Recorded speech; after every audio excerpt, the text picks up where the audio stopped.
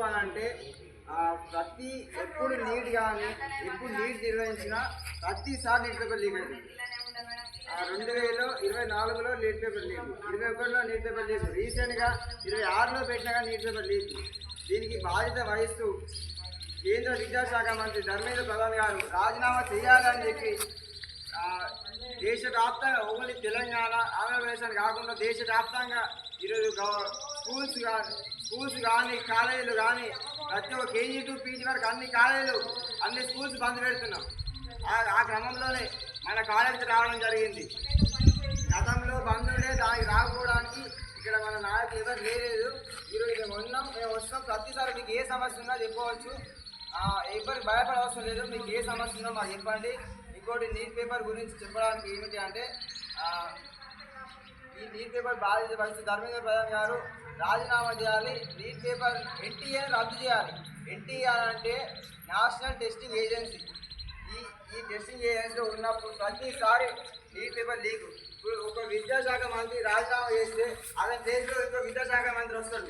ఆయన ఇలా లేడు. ఎందుకంటే మళ్ళీ విద్యార్థులు పోరాటాలు చేస్తారు. మళ్ళీ చేస్తే మళ్ళీ మా ఏవైతే ఉన్నాయో అవి పోతాయి, మా అధికారం అనేది పోతాయి అని భయంతో ఎవరు చేయరు. మళ్ళీ ఇలా తప్పులు అనేది జరిగాయి కాబట్టి ధర్మేంద్ర ప్రధాన్ గారు రాజీనామా చేయాలి. ఇంకోటి, మీ అందరికీ జంతర్ మంతర్లో కాంగ్రెస్ జనతా పార్టీ అని కాకుండా మిగిలిన విద్యార్థి సంఘాలు యూత్ సంఘాలు అన్నీ కలిసి అక్కడ ప్రొటెక్ట్ చేస్తున్నాయి. రీసెంట్గా చలో పార్లమెంట్ పెట్టుకుంటే దాన్ని పోకుండా విద్యార్థులపైన పోలీసులు దాడులు, 12 మంది చనిపోయారు, కొన్ని వందల మంది గాయాలకు గురి ఆత్మహత్యలో ఉన్నారు. ఇలా కాకుండా ఇంకా కొంతమందికి అసలు బ్యాడ్జీలే లేవు. వారు ఎవరో కూడా తెలియదు. వాళ్ళు పోలీసు వల్ల మరి అక్కడ ఉన్న అధికారులు పార్టీ వాళ్ళ అని తెలియదు. దీనికి కామెంట్స్ ఇక చిన్నగా దాడి వేసుకోండి. మనం ర్యాలీగా పనిచేస్తాం.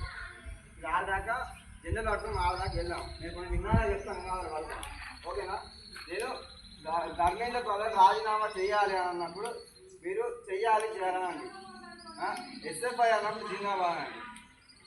2 స్లోగన్స్, మరి ఎక్కువ స్లోగన్స్ వద్దు, అది గుర్తుండే కూడా.